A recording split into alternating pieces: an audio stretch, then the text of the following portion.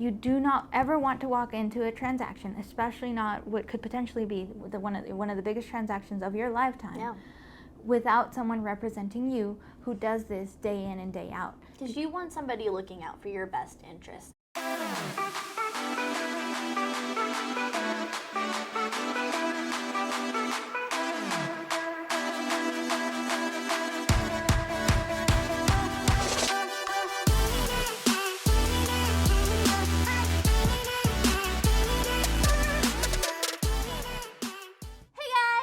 Welcome back to our channel. Today we are going to be talking about new builds. Everything and anything you need to know about new construction, we are going to let you know.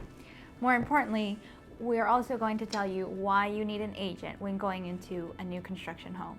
A lot of people think that going in by not having an agent, because the office is right there, that they're going to save that 3% commission that an agent would obtain if they were representing you in the transaction, when in reality, that's not true. No, it's not. So the builder already has within their expenses that 3% written in, meaning that whether you take your agent or not, that 3% was already budgeted for your agent. That does not mean that in turn they will give that 3% discount to you, because they will not. That 3% will actually go towards their bottom line. Yeah, because they've already designated the sales price and they're not going to budge on that. Exactly. With that being said, another reason why it's very important for you to have an agent is because a builder's representative, which is the person that you are going to meet with when you go into their offices, is there to represent the builder, not you. Yeah. They're there to complete a transaction between the builder and you, and that is why they are called a builder rep. For example, a D.R. Horton rep, or a Lennar rep, or a Village Homes rep, or whoever. Mm-hmm. They're representing them. So you do not ever want to walk into a transaction, especially not what could potentially be one of the biggest transactions of your lifetime, without someone representing you who does this day in and day out. Because you want somebody looking out for your best interests. And there are some things that we as agents can negotiate. We know how to talk to them to sometimes get them down. I mean, I did just have a client that is under contract on a new construction home. It's actually the model home. And we were able to get the builder down $40,000 and include the washer, dryer, and the fridge as well. And that's something that they probably wouldn't have been able to negotiate without. No, most definitely, because you walk in and the builder's going to tell you there's no room for negotiation. Mm-hmm. There's always room to negotiate, especially if you have an agent. Your agent is there to negotiate for you. Now, we also as agents have access to incentives and options that a client that walks in on their own does not have access to through a builder, because we work with these builders day in and day out. So that they let us know, well, these are the options for your clients. This is off the table, but that we can't do this or we can't do that. But if you're a client on your own, they're not going to do And there's the builder's always going to want you to use their lender. They always want that. Now, what they won't always tell you is that if you use their lender, they typically will knock off some of the closing costs, or at least they will refund you a portion of them. And that's, again, something that they won't tell you. They'll say, well, here's our lender, but then they won't say that unless your agent, who has worked with them in the past, says, oh, okay, well, you're asking us to use your lender. That means that there must be some sort of savings on this end, right? So very, very important. Again, you want somebody looking out for your best interest. Yes, the builder's going to represent themselves, so we are here to represent you. So always, even if you walk in the door, let them know I have an agent representing you. Well, and depending on the builder, if you walk in, it does not matter if you walk in and say you have an agent. You need to go with your agent to that home first. The first appointment. In order to be represented. Yes, the first appointment does always have to be with an agent. So that's great. And a lot of builders won't tell you that. They'll tell you, oh, come on in. What that means is they are now not allowing an agent to represent you because you have stepped into the door without any representation. So moving forward, they won't permit that. So very important. Always go with an agent to the first visit. Yeah. And then, so say you do fall in love with the home.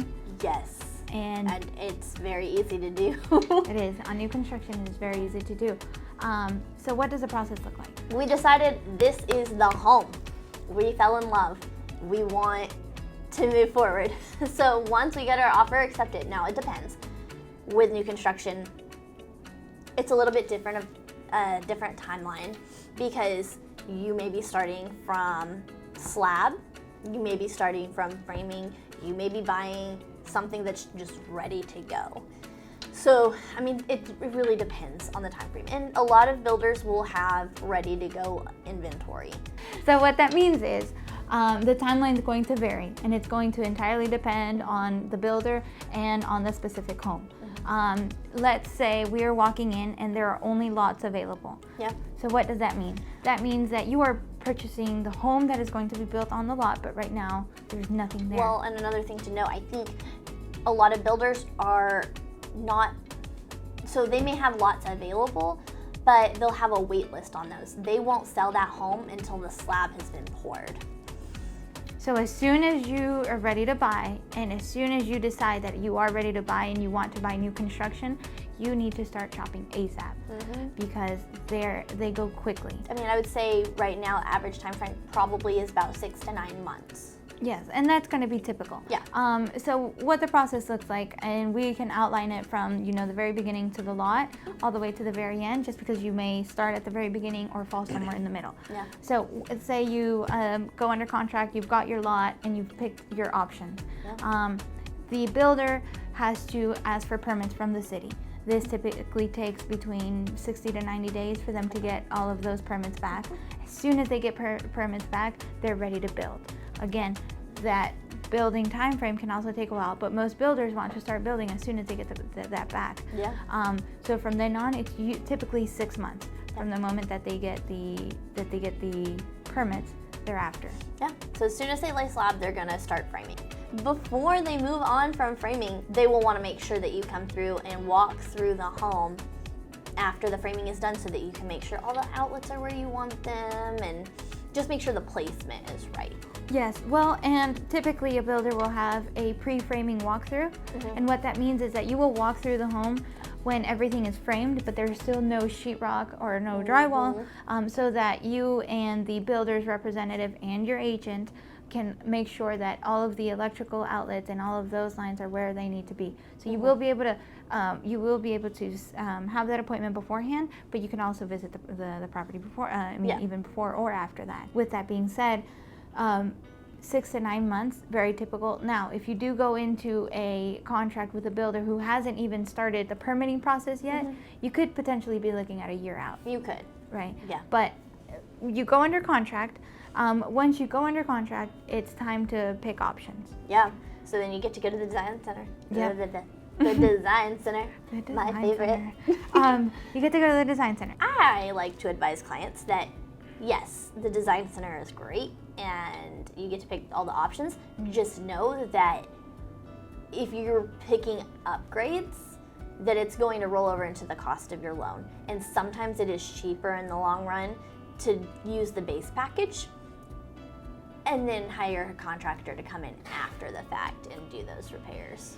Or changes. Or changes. Yes. That's what I meant. Well, yes, because when you see a new construction base price $300, in reality, that is the most basic options. You're typically going to get brown cabinets, carpet in the bedrooms. I mean, just the most basic things that a builder can put in. So what they do is then you go to the design center and they show you white cabinets, granite countertops, the most beautiful designs, but yes, that's $20,000 more. So that's something where you want to weigh your options. Some people are okay with with doing the $20,000 in exchange for that new package or that new design, whereas other people would prefer to save maybe $10,000 and do it on their own upon move-in. It's totally, totally up to the buyer. For sure. But that's what we're here for. We're going to represent you, and we're going to answer all your questions. So I would go to Ashley and say, Ashley, what this is going to cost me $25,000 on the builder's end. How much could it potentially cost me if I do it on my own? Right. So always ask your agent if you have any questions when you're going into the design center, because it can be very confusing. But that's why you want representation when you're going into new builds. And then, from there on, it's pretty much smooth sailing. You get to do the final walkthrough, and Yeah. all the way to closing. All the And way we to will closing. say, we like to, especially our team, we like to follow up with the new builders at least once a month, yeah. but I think typically we're doing a follow-up every 2 weeks, and then we will let you know. Just to make sure you're on track with exactly. everything. I'll also say you want to read that contract because, or you want somebody to at least look it over for you, because with a lot of builders, if you don't close on the specified date, they will have a holdover fee. And what that means is you are going to be responsible for paying $250, whatever the holdover fee is, a day until you close. And that can sometimes add up. So you want somebody representing your best interest to make sure that you're not spending unnecessary money, because that does not go towards your loan or the down payment. That's just extra money in the builder's pocket. Yep. Another typical thing with builders is that the closing date could vary because they are contractors. There's a lot of parties involved, and then you have the weather. So if, for example, you have a snowstorm that takes up an entire week and that pushes back everyone's schedule, that means your closing date could potentially be pushed back as well, which would then in turn cause those holdover fees. If it's, actually, not in that case. If it's your fault that you're not closing, that's when the holdover fees apply. If it's their fault, and they'll typically give you like a 30-day notice or something on when they will be done, and they'll keep you updated if something has to get pushed back. yes, and usually 60 days out is when they will confirm this is our closing date, and they will not budge on that closing date. So that is what your agent will also make sure to be following up on and let you know, so that you know that this is the closing date, this is the final date, and this is when I get the keys to my new home. Yeah. And then you're in your new home. So it's exciting. It's very exciting to do new construction, but just make sure to be represented by a good agent, a strong agent, someone that's going to look out for your best interests and that's going to obtain the most incentives and negotiate as best as possible for you at the builder's table. Yeah. All right. That's all, guys. Thanks for joining us again. Thanks for watching. Be sure to like, subscribe, and share, and comment below if you learned anything, if you want us to talk about a certain topic, or if you just want to provide some feedback. We'd love to chat with you about any questions you may have. We'll see you next time. I don't like that.